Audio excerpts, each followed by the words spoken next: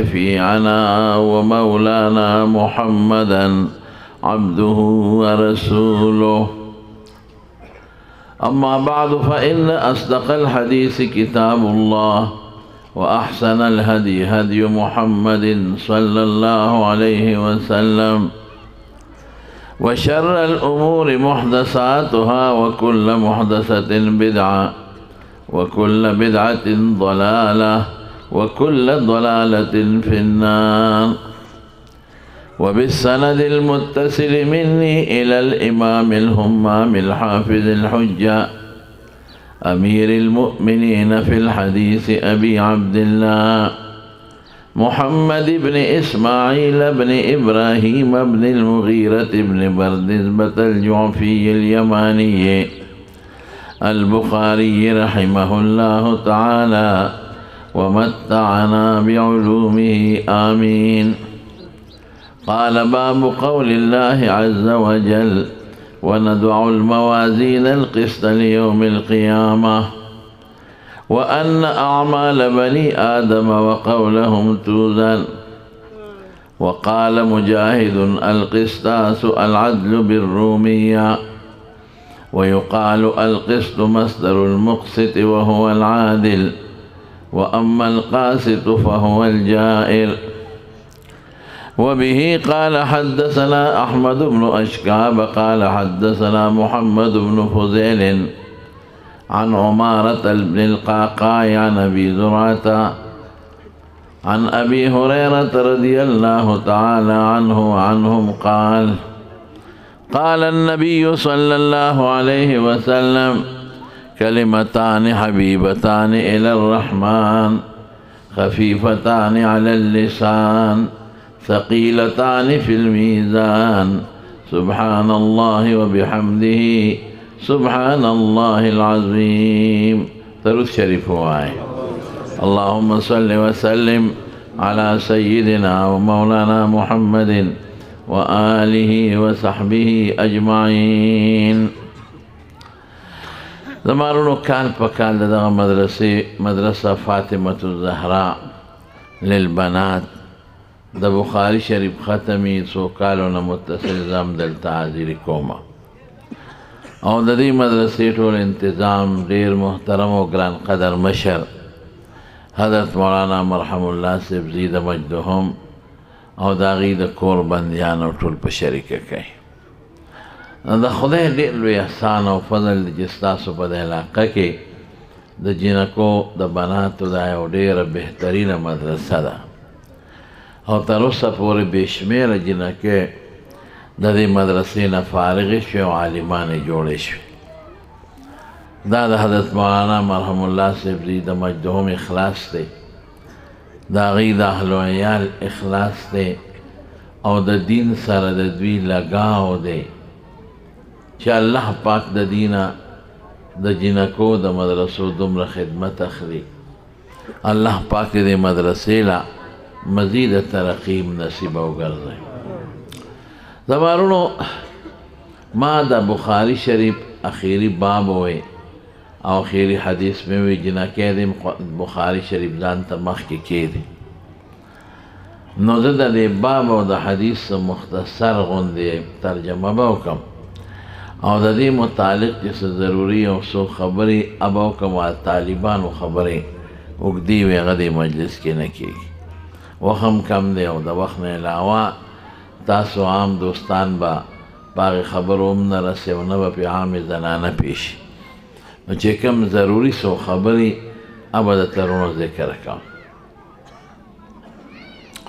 امام بخاری رحمت الله علیه د احادیثو په استادانو کې ډېر لوی سړی تېر شوی، امیر المؤمنین فی الحدیث، د حدیثو بادشاه و بادشاه، او الله پاک د ده نه د احادیثو ډېر لوی خدمت اخیستی دی او ځان له خبرې دی. لیکن زموږ د علماو په ذمه یو بله ډیوټي وي. د دې دین مثال زمارونو د یو باغچې دی، د باغچې نو د باغبان کار سي د هغه یو خدا کاري چې بوټي نال کي بلې دا کاري چې اوبخور ورته کوي، بلې دا کاري چې دارو درمل ورته اچوي چې څه غلط څیزونه پې حمله ونه کړي، بلې دا ډیوټي وي چې شاخ تراشي کوي، دې سره بوټي ترقي کوي، میوې ته رسي. خو یو بله ډیوټي هم دا د په سر ادا چې د غل غدو نه هم دا باغ ساتي. که دې ډېره خواري کوي او د غلو نه نه ساتي، باغ تالان کېږي. او بعضې وخت کې دا بعضې ټپوسان او خاپیرکان د شپې او ورځې راځي د باغ په میوه حمله کوي. نو باغوان هغې لم که ستاسو خیال وي بری پکې کمیس غوندی وې ځان کړي چې دا مارغان یریږي چې دلته ماشوم بره ناست دی، سړی ناست دی. کله یو ځل زه په لاره تلم، ناوخته او ډېره زمانه شو، په یو لاره تلم، هلته ډنګ ډنګ کېدل، ډېر زیات ډنګار و. خو ما غوږ کېښو نو ما چې ته واده وی، خو د واده ډنګار نو. بیا مې تپوس وکړه هلکه دا ټیم غوندې ډنګار و، دا څه شو؟ وی دا خو صاحب دلته د املوکو باغونه دي، نو د شپې دا خاپیرکان راځي حمله کوي، نو دا باغوانان دا ټیمان ډنګوي چې دا خاپیرکان یریږي او نه راځي. چا سره لیندي په هغې غولیل باندې غزار کوي. دقه زمانو زموږ د دین اصل معمار نبی کریم صلی الله علیه وسلم یو باغچه وکرله د قرآن او د سنت، او بیا صحابه کرامو ته یې حواله کړله چې تاسو اوس د دې خیال ساتئ د نه وچه نه شي، د دې آبیاري کوئ، دې ته خاوره اچوئ، سره اچوئ چې دا خوره شي، او ورسره حفاظت به هم کې. کله چې غلط خلک راشي او په دین حمله کوي په دې باغچه، نو که ته غږ نه کې ځان نه دې ښه سړی جوړ کړي چې زمړه خپل کار به کوي، یار سړی خدای پیشه او دی پیشه، نو د دین دا باغچه به تاله والی. نو په دې ټپوسانو به خط ناخط داسې غزار هم کې، ټیم به هم ورته ډنګې، جنډه به هم ورته ړقې شپه ورځ. نو دا باطل خلق به پوه شي، نو دی به بیا ستا په دین باندې حمله نه کوي. هغه زمانه کې معتزله و، خوارج و، روافض بلا ډلې وې، جهمیه و، فلاسفه و، د دنیا ډلې وې. دې زمانه کې هم داسې ډلې شته لکه اوس قادیانې دی. مرزا غلام احمد را پاڅېد او د پیغمبرۍ دعوې وکړه. د ده ډایرکټ حمله د رسول الله مبارک په دین و، زبردسته حمله وکړه. د ده مقصد ډېر خطرناک و. د زموږ رسول الله مبارک وروستو کو ځان یې په هغه ځای ودراو. ګوره دې سره حدیث لاړ، قرآن به ختم شي. دا خو خدای دې ناکام که ګڼې، ده خو ډېره غلطه منصوبه وه. سبا به یې وي چې د څنګه د نبي علیه السلام دین ناسخ و، زما دا د هغه دپاره ناسخ شو. خپل عقیدې به یې مروج کولې. دا د خدای فضل و، علما راوچت شو، او مرزا غلام احمد عقاید خلقو ته ښکاره کړ، نظریات چې دا د کفر دی. ګورې سړی کافر دی، ته لا پیغمبرۍ دعوې کوې، موږ ته غټ کافر ښکارې. د پیغمبر په ناموس ته سپېره حمله وکړه، نو روغ سړی رسته شو. ګنې خو خور شوی و. هغه خو دومره خلک، باطل خلک خو ډېر زر خورېږي، شیطان یې مدد کوي. انګریز یې په شا ولاړي، یهود یې په شا ولاړي، پیسه خوری. نن خو چې د پیسه چاله ورکړه بس دین پاتې دی. بیا پښتانه وي پیسې خو د ملکان غر سورې کړی دی، د انسان زړه ورته سري په یو 2 منټه کې سورې کوي. پیسو سره انجیوس خلک راپاسي، ورپسې ودرېږي. اوس مردارې ښځې راوتې دي ځای په ځای باندې جلسې جلوسونه وباسي. هغه نارې لګوي، قسم دی که هغه ناره د مسلمان په ذهن لگی. میرا جسم اور میری مرضی، میں ہوں آوارہ. ملا ستا په ما کې څه کار دی؟ زما خپل ما ولې په کور کې پابنده کې، زما خپل وجود دی او زما اختیار دی. که زه هر څه کوم ستا ما سره څه دی؟ موږ وایو دننه کور کوه، بار به نه راوځې. ماله به پی نه څښا کې هلکه پیو کې چې لږ متیازې ور واچې څښا کېږي که نه څښا کېږي موږ وایو ته مردار اخې ته نجس اخې ته پلیت اخې خو زما دا نورې خویندې میندې به راله نه پلیتی دا به راله نه ګډوډی زما د پیغمبر جامه به نه ګډوډی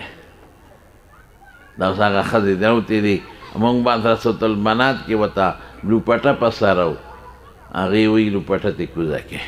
موږ حیا ورکو دا د رسول الله مبارک تعلیمات دي هغې وایي حیا ترې کوزه کې موږ وایه لکان جینکې ستر پرده او اینه ګډوډ به هوټل کې به م یو ځای وي موږ وایي دا ناروا دي ګناه د هغې وایي ګل په بیولو نه خرابېږي څښا خبرې کوي څښا چې زه یې راته ویلی م نشم زمانونو زمونږ د مدرسې مقصد دلته د بناتو سی ما ته یو ځل زما یو دوست ټلیفون وکړ وی چا سوال کړی دی په دې شي دا نیټ باندې چې د جینکو د مدرسې مقصد څه دی بني نه م یاد ول خو زه دلته یو به ووایم وخت ناوخته نو ما ته په دې خو کتابونه لیکلي کېږي ما له جواب راځي خو هغې لیکلي چې چا د ټولو له لنډې جواب ورکړه نو هغه ته به انعام میلاویږي چې جامع مې او پوخته سره مې د بناتو د مدرسو نو ما ته ته پې دوه درې ورځې سوچ وکړه ما له مختصر جواب راکړه چې زه ولیکم ما وی اوس یې واوره ما وی زمونږ د بناتو د مدرسې مقصد دا دی چې په دې جینکو کې او په دې زنانو کې د حضرت عایشې جلک پیدا شي بس یا د بی بی فاطمه نقش پکې پیدا شي دا مقصد دی هغه بیا ما ته څه موده پس ټلیفون وکړ ویا زما جواب ډېر مزېدار و خلکو کړي خو ږدو ما هغه انعام وګټم ظالم بچیه غوټ نیم خو پکې راسره زما کېږي اشنا مې ورته ګپ مې ورته ولګه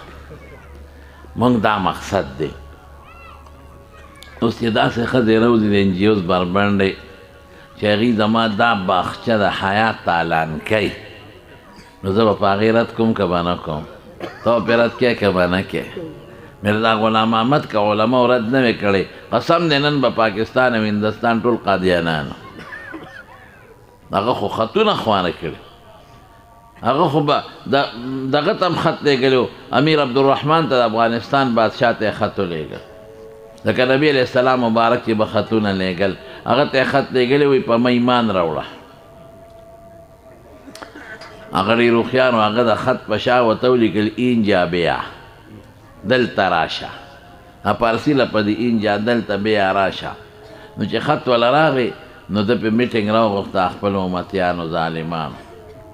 وی څوک وی څه یې لیکلي ما ته خو یې لیکلي چې دلته راشه چا وی صاحب لاړ به شو که دا یو کس در باندې ایمان راوړي ټول کابل ستا شو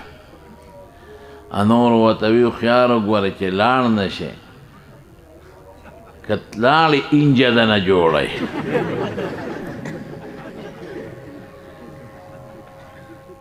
هغه ته چا وی دا دی ورته څه لیکلي وی د قمقل بچی په دې پوه نه شو چې ما هغه خط ورته واپس ور ولېږه وی که دې راغلی وي ما به دا چل ورسره کړی وی چې بیا به تر قیامته پورې چا د پیغمبرۍ نوم نه وی اخیستی نمونه عبرت به مې ترې جوړ کړی او دا هم داسې دا په کابل کې هم د افغانیان مونږ پورې کله خاندي وي ستاسو کې پیغمبرانو خلکو دعوې کړي زمونږ کابل کې نه دی نه کابل کې هم یو سړي دعوه د نبوت کړی تاریخ وګورئ هغه به وایي لا اله الا الله احمد نور کابلی رسول الله احمد نور نو احمد نور کابلی نو کابلیان خو تکړه دي که ایمان خو به یې منې بس پې شروع وکړه کابلیانو داسې که چې بوټی بوټی خطا زمارونو د دلیل په بنیاد د دلیل په بنیاد او د آگاهۍ د مهم په بنیاد د باطل رد علماو کو بل روت پرویز غلام احمد پرویز هغه د رسول الله مبارک د حدیثونو انکار وکړ علما روتل ردونه وکړل بس خلک یې بیدار کړل د هغه نظریه خدای ختمه کړه دقسې د امام بخاري رضی الله رحمه الله په زمانه کې دا څه ډلې راوتې وې یو ډله پکې د معتزله وه باطل نظریات یو خراب د اوږدې خبرې دي ګوره هغه علمي دته نه خو د هغوی په نظریاتو کې یو نظریه دا وه چې موږ وایو د اعمال وزن کېږي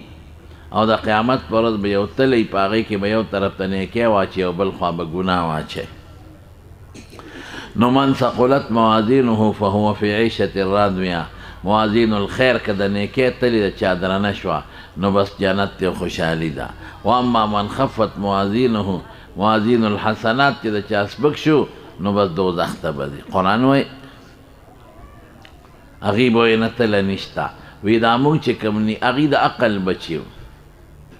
دا مونږ چې کوم نیکي کوو ګناه کوو د دې خو سر نه وجود نشته زه به ستاسو په ژبه ووایم د طالبانو جوهر عرض به پرېږدو غیر مادي څیزونه دي نو تل وزن خو دغه څیز کېږي چې کم یو ماده لري نو چې وزن د دې ممکن نه دی نو تلې ته پکې څه ضرورت دی چې الله پاک هلته تلي دا د عقل بچي د عقل پسې چې کم څیز به ردي عقل منا به یې منه او چې د عقل نه به کم شی بالاتر و هغې نه به انکار کړه نو امام بخاري صاحب په دغې ډلې رد کوي خو دا د دې باب ثانوي غرض دی ګورئ اصل غرض په بعضې حنابلو دی چې هغې د نقوش او د الفاظو او د دې پاڼو د قرآن د قدم قایل دي ګورئ اصل غرض یې هغه دی د مخکې بابونو سره مناسبت په هغوی رد دی باب قرات الفاجر والمنافق مخکې باب کې دی خو دا هغه لږ ګران دی دا آسان دی ځکه زموږ علما دا ذکر کوي نو امام بخاري په دې ډله رد کوي وی سپیرو الله وی وندعو الموازین القسط لیوم القیامه قیامت پر ورځ به د انصاف تلې لګو انصاف والا تل او حضور پاک فرمایي دوه خبرې ثقیلتان فی المیزان په تله کې درنې دي نو چې خدای او رسول یو خبره وکړي موږ به د خدای او د رسول خبره مانو زموږ عقل ورته رسي او که عقل ورته نه رسي دا خو امام بخاري رد نور علما ګڼ جوابونه کوي نن سبا خواړو دا اشکال نشته چې غیر مادي شي میزان څه ته وایي شرع قائد و طالبانو ویلي طالباتو به هم ویلي الميزان ما يعرف به مقادير الاشياء چې د شي مقدار پې معلومیږي هغې ته تله وایي نو ترمامیټر باندې ته به نه چک کېږي 102 او 101 دا خو غیر مادي څیزونه دي داسې آلات راوتل زلزله پې معلومیږي تللی کېږي ګرمي یخني پې تللی کېږي بلندي تیز رفتاري حرارت برودت ټول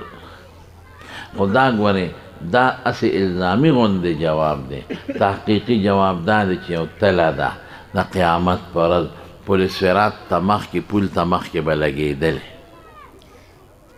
الله دې موږ تاسو ټول بوځي جنت ته خلک چې لومبې پاسې دي کې احادیث دي خو وخت کم دی دا هر یو حواله در نشم درکولی چې خلک پاسې چاله به ښه عمل راشي په ښکلي شکل دته به یې راسورېږه راباندې چې د بوزم حساب کتاب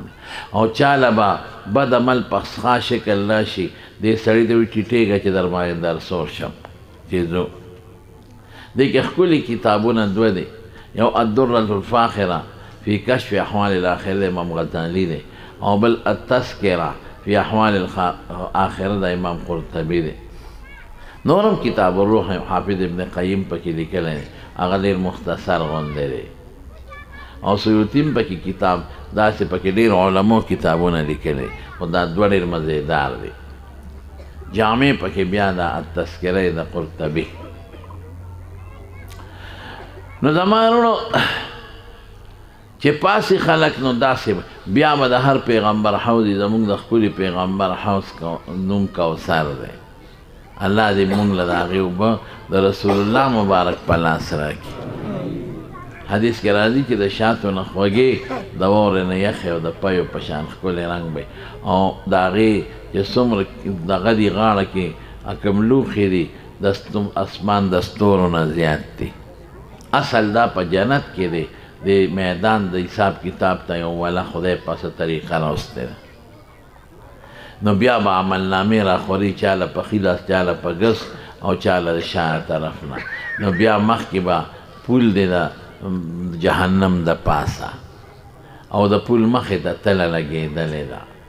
او څومره غټه تله ده. حضرت داود علیه السلام یو ځل د الله نه سوال کوي الله ماته وښایه، وي طاقت یې نشي لرلی، وی نه وښایه چې وی خوله بېهوشه پرېوت. بیا ژړل، وی خدای دا خو دومره غټه ده که دومره غټه ده که دا اوه اسمانونه اوه ځمکې پکې ور واچې په یو ګوټ کې ځایېږي، نو خدای دا به زمونږ په عمل څنګه ډکېږي. الله فرمایل ای داوده چې زه غواړم په یو کجوره یم ډکولی شم. ور عمل کې چې رونو څومره اخلاص زیات یې هغومره وزن یې زیاتېږي. بعضې شی ډمبر ډېرې لکه مالوچ او بوس خو وزن یې کمې، او د بعضې شي ډمبر کمې لکه سونه او پاره خو وزن یې زیات. مطلوب عمل د خدای ښکلی عمل دی، ډېر نه. که ته څلوېښت رکاته تراویح کوې د ماسخوتن او راکټ مولی کلاشنکوپ موله ډز ډوز او بس الله اکبر او سمع الله اکبر او غرض او غرود، دا د خدای پورې ټوقې وکړئ. یو حدیث دی د طبراني د معجم کبیر، نبی علیه السلام ته چې کله دا خراب منځونه زمونږ لاړ شي دا زر زر، نو الله فرشتې ته وایي په دې مخ یې ورته واپس ور وغورځوئ، دا مې نه دي پکار. ښکلې مونځ کوئ، زر زر مه کوئ، په قلار قلار مونځ کوئ. ګفت جوړ کړئ، ګفت د عبادت نه. ستا دوست یو تا له مټۍ راوړي او 4 کیلو وي خو په شاپر کې راوړه په موټر سایکل، او تا یې درکړه دا مټۍ د زوی مبارکۍ کې به ده، او ته یې کور ته یوسې. ښځه وایي دا څه شی دی؟ دا مې دوست مټۍ راوړه. چې اوس پړې هغه تور او سپین او خړ او زیړ شنه ټوټ ګډوډ شوي. شاپر کې څوک راوړي؟ بېوقوفه. بیا په موټر سایکل راغلي، موټر سایکل خو چیندخ په شان ټوپونه وایي. نا ښځه به وایي چې دا اشنا دا دوست ډېر سم سړی دی، بس یو لکۍ نشته نور پوره دی. 4 کیلو مټۍ ځانې مه بوتاوره، دا اوس غوا ته واچو که دا مونږ وخورو، نه میلمه ته یې غودې چو. داسې ده که نه. او چې بل کس دی هغه دله 1 کیلو مټۍ راوړه، هغه پچی کې شکری کې پلاسټک یې پې چڼو کړی دی او ګلان یې پې اچولی دی. ادې ښځې له یې راوړه، دا مې بل دوست څه وایي دې ته هوښیار وایي. ښکلې پرته ده ځان له مېلمه ته مې ښودي چې هله مونږ هم ګفټ کې وړلي. دقه رنګې د دې خپلو عباداتو نه ګفټونه جوړ کړې،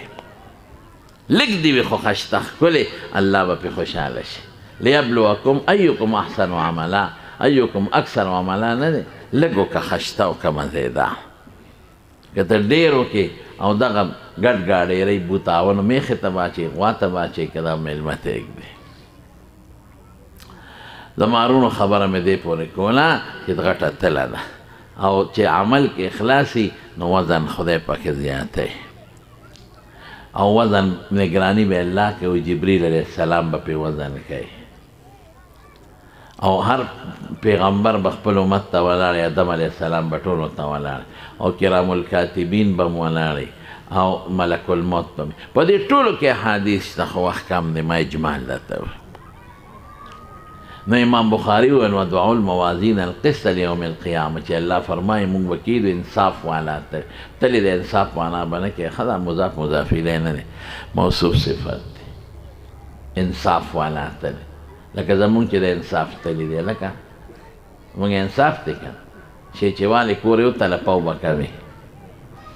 یو پول انسپکټر و، هغه چیکینګ کاو، نو یو تلی وکته، اوس خو خیر هغه شي دور نشته، نو تلی به یو خوا شي درون خوا، بل خوا به سپک خوا. حیران و، سړي دا پکې څه چل کړل؟ ازمانا به واخلو. او وهو القسط مصدر مقسط وهو العادل. امام بخاري وایي چې مقسط اسم فاعل نه واخلې، عادل ته وایي ان الله يحب المقسطين. واما القاسط فهو الجائر، او قاسط ظالم ته اما القاسطون فكانوا لجهنم حطبا. دا هم د یقالو سره تصدیر کړی، دا خبره درسته نه ده. صرف طالباتو ته وایم، نور عوام په دې نه رسي. د امام بخاري د تفسیر ماخذ د ابو عبیده تفسیر دی، د زیات تر اخذ د هغې نه کړی دی، او په ټولو تفسیرونو کې د ابو عبیده د تفسیر نه کمزورې تفسیر بل نشته. نو دی چې د لغاتو کوم شرح کوي نو علما په هغې بیا تنقید کوي دلته هم دی وی باب افعال او مجرد سره فرق وکړو والامر لیس کذلک دی په مصدر فرق دی جماهیر ټول وایي که مصدر قصدي ظلم ته وایي باب هر یو چی او که مصدر قسطي انصاف ته وي که باب د مجرد وي که د مزید و که ملحق بالمزید وغیره بیا وروسته راځي د استادان دی احمد ابن اشکاب د هغه استاد محمد ابن فضیل د هغه استاد عماره دا عماره خلک وایي غلط وایي ښه دا عماره په تخفیف د طالباتو ته وایم عمارتن په ضمیر د عین او په فتحې د میم غیر مشدده تشد پکې نشته قعقاع ورته وایي عماره ابن قعقاع عن ابي زرعه درې کسان دي عن ابي هريره رضی الله عنه وعنهم حضرت ابو هريره د پیغمبر مبارک مدني شاګرد دی لومبی حدیث د عمر راوړی دی انما الاعمال بالنیات هغه مکیو او اخیری حدیث د ابو هريره دوسی دی خو آخر کې مدینه کې پاتې دی مدني دی دواړه د رسول الله مبارک خاص شاګردان دي ابو هريره نه خدای ډېر لوی کار اغوښتی دی څومره لوی سړی وګورئ د مارونو شپه به یې درې حصې تقسیم کړې وه یو حصه کې به یې خپل عبادت کوه نو په بل ثلث کې به بیبي راپاڅېده وی څه کوه نو بل ثلث کې به غلام ته وی څه کوه وی چې زما کور کې داسې شپه تېره نه شي چې پکې عبادت ونه شي او دا زمونږ دا تسبیح خو نه وې نو ځان له تار جوړ کړی و غوټې یې ورکړې وې زر غوټې یې ورکړې وې څومره زر نو په هغې به الله یاده څومره لوی خلک و د احادیثو او بیا هم څونه الله یاد او چې مړ کېده ژړلې نو صحابه ته ګیر چاپېره ته ووایي ولې جاړئ لږ ساعت پس به د رسول الله مبارک سره ملاقات کېږي الله الله دې څه وایي وی جاړم په دې چې سفر ډېر اوږد دی او سامان کم دی زه حیران شم چې دې وایي سامان کم دی ابو هریره وایي د رسول الله مبارک شاګرد لوی محدث نو موږ ته رسېدي موږ خو خالي لاس روان یو زمانونو لاس کې تسبیح وساتئ موبایل له ډېره توجه مو ورکوئ ذکر وکړئ قرآن ووایئ نن زموږ علما او طالبان او افسران او شاګردان او مالدار او غریب ټول په دې غم اخته دي هر چا سره موبایل په لاس کې خلک یې د تلاوت نه محروم کړل د ذکر نه خلک محروم کړل څه کوئ په موبایل څه پې ښځو سره موبایل یې په لاس کې دی غټې غټې موبایل یې ښځې له جینکو سره ښځو سره دیم پې سړي هم پې ګناه ګوري هغې هم پې ګناه ګوري بهر کې هم زما وروڼو هغه نقل کوي د نبي کریم صلی الله علیه وسلم مختصره ترجمه درته کوم کلمتان دوه خبرې دي ای کلامان ذکر د جز مراد ته نه کل مجاز مرسل په علاقو کې یو شته یا ما یتکلم به دوه خبرې دي حبیبتان الی الرحمن رحمان ته ډېرې خوښې دي رحمان ته ولې خوښې دي ځکه دې کې دننه د خدای ټول صفتونه پراته دي څومره چې دي ټول سلبیه او ایجابیه صفات اجلال او صفات اکرام ټول پکې پراته هلکه په دوو ټکو کې دومره ډېرې خبرې پرتې دي دا څنګه دا خبره خلاصوم بیا به شریکه مونځ وکړو ښه انشاءالله نو د دې مثال درکوم سړی واده کړی نو چې څو ورځې تېرې شوې د ښځې د مېلمستیا نو ښځې ورته دومره لیسټ ولیکه وی دا به راوړئ هغه چې وکتل وی دا څه دي هغې کې جامې او پیزان او باټینګڼ او کچالان او تور باټینګڼ او غوښه نری او غټه او دا څه دي ښه دی دې سره څه وکړم دا راوړئ به که نه زه د کوم ځای نه راوړم بازار نه راوړم دا خو مو اوسه پورې دا لوبه نه ده کړې اوسه پورې نه ده کړې خو اوس بیا کې ښځې دا څه وې دا نه ده چې تا زه واده کړم دا دې هر څه منلي ما کوم ځای منلي دي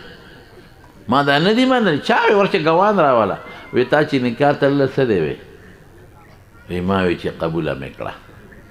نو یې دې کې خوار شي دا ټول ورسره راغل که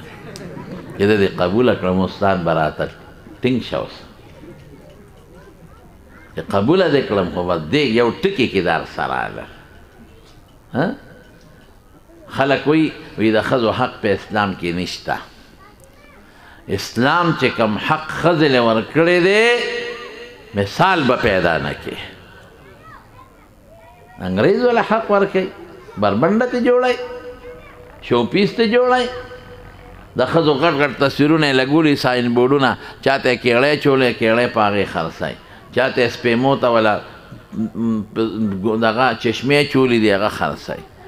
چاته یې والی چولی، چاته یې جامې چولی دي. تاسو خو د ښځو په وجود پیسې ګټئ او تاسو د ښځو په وجود د خپلو کارخانو د څیزونو اشتهارات چلوئ. ښځه دا شی شو په کور کې دننه دا خدمت کوي او وینځم ته جوړه کړې ده. که د واده نه مخکې د پلار او د بچو خدمت کوي دا څوک وینتوب او فخر دی ښځې. او د واده نه پس د خپل خاوند کوي او د بچو کوي. واده نه مخکې د رونو پلار او د مور، واده نه پس د بچو کوي او د خاوند کوي. ظلم دی دا ظلم. او تا چې راوسته او ایر هوسټس ته چې جوړه په جس کې او 3.5 سوارلو ته چې لوښي ږدي اوچتۍ او ډوډۍ، دا خیر دی، د پردو خیر دلته. او سکول کې د ټیچره کړه، ماسټره دې کړه او د 15 ماشومانو سپېمې پاکوي. اسلام حق نه دی ورکړی. اسلام ته د کور سرداره جوړه کړې ده. مدرسة البنات ته راولئ لوڼه خویندې داخله کړئ پکې چې حق وپېژني چې اسلام څه ورکړي دي. اسلام وایي کور کښېنه او بالغ ته ډډه ووایه او خاوند پیشه او پیراوړل دله پیشه ښه مزېدار ډډه ووایه، دې به یې دله راوړي او ته یې پخوه. اسلام خو پوره حق ورکړه. جامې په تا دي راوړئ به، ډوډۍ به وله راوړئ، کور یې په تا دی وله بیا جوړئ، ډاکټر له به یې بوځئ، دا ټول پتا دي د خاوند. ښځې له حق نه دي ورکړي، موږ یې غرق او تباه کړو، حق نه دي ورکړی. سهاروزي یو 12 بجې ګوډمال غریب راشي د سر نه واله نوکه پورې ته دا خولې بیږي. سهار لاړ شي دکاندار، ماسخوتن راشي دکان ټول ډک او تش جنګی او سامان حلاله ورام ګټي او ورځ ټوله تېره شوه. افسر لاړ شي، غریب ټول لاړ شي، سهار نه ماښام پورې را پیدا کوي او ښځې له حق نه دی ورکړی. مولانا بیجګر صاحب د خدای پاک وبخښي، هلته قالي خبرې به یې ترسکونې کولې. هغه وی بس یو حق یې پاتې دی. وی دا دی چې د بالا ماڼۍ په دې بازار کې زه ورته په بیم شم او دا را باندې راسوره شي او په دې بازار کې ګرځم. دغه یو پاتې، نور خو یې مونږ وایي تباه او برباد کړو. موږ نه خو یې شپېلي وویستل، نور سره څوک. حق اسلام ورکړه او الحمدلله الحمدلله دغه ښځه چې کم حق وپېژني د شریعت او د اسلام په دایره کې ژوند تېره کړي، دلته په کور کې سرداره ده او په جنت کې به د حورو سرداره وي. ما یو ځل درس دوره تفسیر کول، عوامو ته مې کول پخوا، هر جمانو هغه مې د ښځه بالته سردارې یو مقتدي رانه آواز ورکړو، وي دې بلاګانو نه بالته هم نه خلاصېږي، مې دا بالته بلا نه، دا به د حورو سرداره به. ښځې له خو شریعت ډېر لوی حق ورکړی. رسول الله مبارک بالکل و په مرض وفات کې اخیری تقریر تو ګوره نو حیران بشي. هلته څه وایي؟ الا فاتقوا الله فی النساء الصلاة وما ملکت ایمانکم. وی د خدای لحاظ وکړئ، د خدای نه ویریږئ او د ښځو خیال وساتئ. دا سره قیدیانې ښه سلوک به سره وکړي. نو جینکې لوڼه راولئ، میندې راولئ، خویندې او مدرسة البنات کې داخله کې ښه داخلوئ به که نه. دین شریعت حقوق د الله د بنده پرده ستر حیا ده وپېژنئ. نو د حضرت عایشې صدیقې او د حضرت فاطمې جلک به پکې پیدا شي انشاءالله. نو محبوبې دي، ولې د الله ټول صفتونه دي. بیا څه دي؟ بیا ورپسې راځي حبیبتان الرحمن او خفیفتان علی اللسان، په جمع ثاني دي. دوه خبرې دي که هغه د نحو او د دغه والا خبرې پکې نه کوو، ډېرې مختصرې. او ثقیلتان فی المیزان تلم ثابت درنې دي پکې، دا ځکه الله ته خوښي ځکه درنې دي. او بل د الله ټول صفتونه پکې دا خبر مقدم وي عام علما او تشویقا او رستو مبتدا مؤخر دی خو تاویلا سبحان الله وبحمده سبحان الله العظیم په حاصل معنا به وکم الله د هر عیب نه پاک دی سبحان الله نامه ونه عیب څه نه بچی ته محتاجه نه ښځې ته محتاجه نه بیماریږي نه رنځورېږي نه ستړي کېږي نه وله مرګ راځي کم چې د الله د شان مناسب صفتونه نه دي ټول پکې نشته او بحمده څه معنا حاصل معنا کوم چې څومره ښکلي صفتونه دي ټول الله له ثابت دي الله علیم خبیر قادر سمیع بصیر اول آخر رازق مصور قادر دا ټول صفتونه دي بیا وی سبحان الله دا هر عیب نه پاک دی العظیم درې معنی کوم د ذات په اعتبار هم لوی دی دویم شریک نه لري د صفاتو په اعتبار هم عظمت لري دا یې صفتونه د بل چا نشته او د کارونو په اعتبار هم عظیم الشان بل څوک داسې کار نشي کولی کم نور سپومی چې الله راخیږي درې واړه قسمه توحید راغی او درې واړه قسمه شرک را چې هم ذاتي هم صفتي هم فعلي نو ما سره ټول یو ځل ووایه سبحان الله وبحمده سبحان الله العظیم بیا ووایه سبحان الله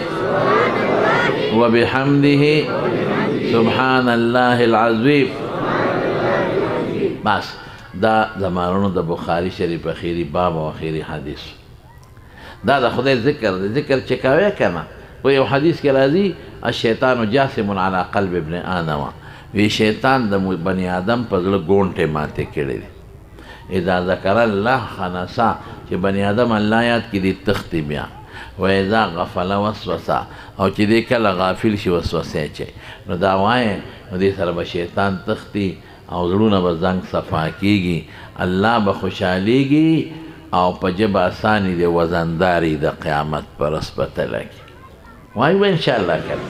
او 200 پیرې ټول وایي انشاءالله وایي